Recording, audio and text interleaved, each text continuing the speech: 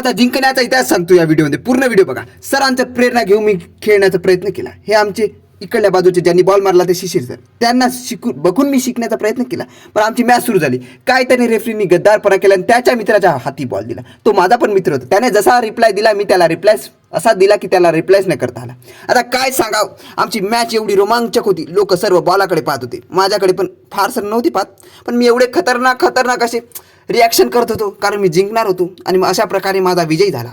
धन्यवाद. आणि तुम्हाला सांगतो माझे सर किती छान बघा खेळतात. वाह, 1 शॉटमध्ये गोडी अंदर गेली. विचार करा किती प्रॅक्टिस करायला लागेल. पण सरांना प्रॅक्टिसची गरज नसते कारण खूप छान खेळतात सर. आणि माझे मित्र जाणारी गोटी बाहेर काढतात.